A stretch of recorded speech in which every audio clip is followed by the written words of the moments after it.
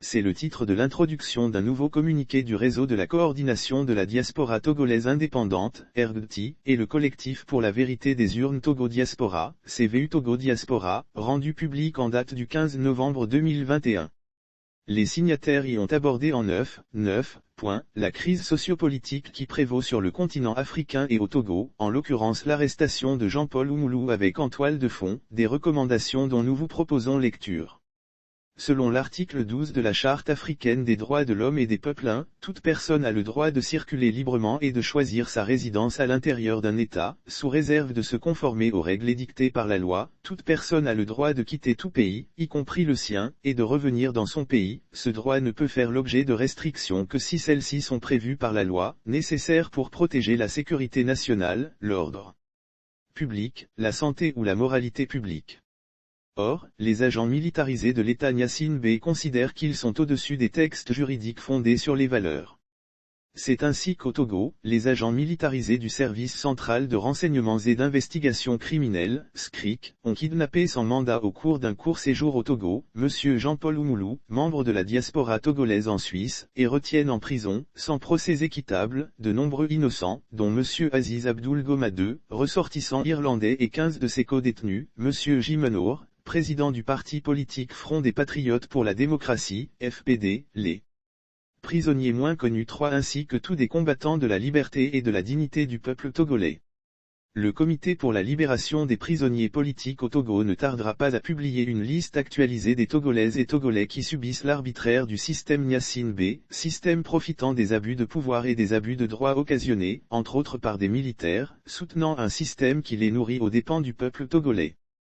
Toutes les victimes seront considérées comme parties civiles dans les procès qui s'engageront pour rétablir la vérité et la justice. En effet, l'illégalité et l'anticonstitutionnalité de Faure Gnassingbé en tant que président du Togo, chef des militaires qui violent la Charte africaine des droits de l'homme et des peuples, est un motif sérieux pour qu'une justice indépendante puisse dire le droit. Le continent africain a régulièrement été mis en avant comme le siège de l'autocratie politique et de l'absence de responsabilité des dirigeants envers les peuples africains. Le rôle des pays occidentaux, ex-colonisateurs, nouveaux néocolonisateurs sont régulièrement sous-estimés. Pourtant, ce sont les mêmes dirigeants occidentaux qui se plaignent de l'immigration africaine vers l'Europe. Ce sont les mêmes dirigeants qui interviennent auprès des chefs d'État africains pour qu'ils s'éternisent au pouvoir en ne respectant pas les constitutions de leurs pays respectifs. Ce sont les mêmes qui insistent pour que les règles éthiques et d'appel d'offres ne soient pas suivies pour que les entreprises françaises, souvent en perte de vitesse en termes de compétitivité, puissent encore remporter des marchés. Ce sont les mêmes qui discrètement limitent l'accès à des emplois, à des logements, à l'égalité des chances en Europe, puis s'organisent pour que les dictateurs et autocrates africains empêchent la diaspora indépendante et consciente de rentrer dans son pays d'origine pour y occuper des postes de responsabilité, organiser les alternances politiques ou créer et diriger des entreprises. Alors quand des coups d'État constitutionnels ou militaires interviennent du fait de ce que les mêmes dirigeants occidentaux soutiennent, le coup d'État est validé. Lorsque le coup d'État arrive comme une surprise avec des soutiens extérieurs à ces dirigeants néocoloniaux, alors face à une possibilité de la fin de la post-colonie, tout est mis en œuvre pour que toute transition politique puisse capoter. Alors, pour ne pas apparaître sur la photo comme des néocoloniaux, ce sont les dirigeants africains, les institutions africaines qui sont appelés en renfort pour offrir, comme par hasard, une position qui défend systématiquement la position néocoloniale. Alors face à une fronde anti-ex-pays colonial en Afrique francophone, certains dirigeants occidentaux jouent les surpris, les étonnés, les innocents. Pourtant c'est bien l'arrogance et le mépris du peuple et du citoyen africain noir qui sont en jeu, bien avant la lutte pour l'indépendance économique. Le dernier coup d'État militaire en Afrique s'est produit le lundi 25 octobre 2021, au Soudan. Les militaires n'ont pas respecté leur engagement et refusent de céder la place au gouvernement civil. Selon Tech.4, l'Afrique a connu 83 tentatives de coup d'État depuis 1990, dont 42 ont abouti. Ces coups d'État sont majoritairement considérés comme des menaces pour un processus démocratique apaisé et fondé sur la vérité des urnes. Bref, la transmission du pouvoir en Afrique n'est pas pacifique. Au centre du problème l'armée et les militaires africains. Mais des Africains seulement? Bien sûr que non. Quelques exemples et la mise en exergue du Togo permet de mieux éclairer la complexité du sujet. Il faut pour cela se détacher de l'approche eurocentriste, pour épouser une approche afrocentrique. Sur le terrain, aucune manifestation contestant la mauvaise gouvernance de Fort Gnassingbé B n'est possible.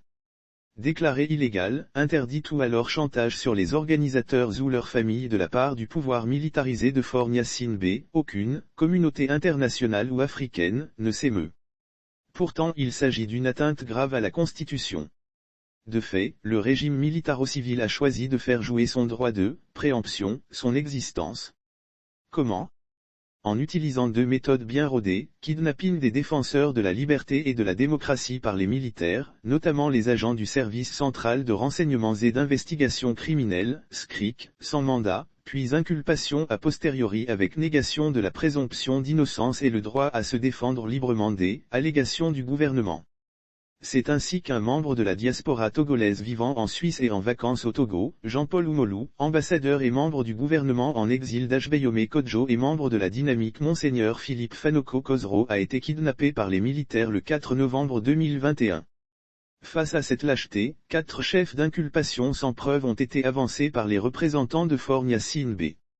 Il est reproché à ce citoyen de s'exprimer publiquement dans les réseaux sociaux.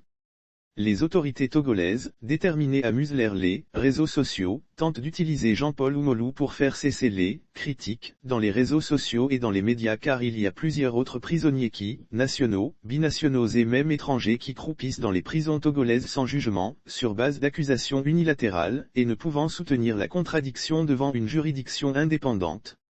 Donc ce n'est pas à Jean-Paul Oumolou seulement que Fort Gnassingbé et ses militaires en veulent. C'est à toute la diaspora togolaise. Les allégations du pouvoir Gnassingbé se résumeraient à 4.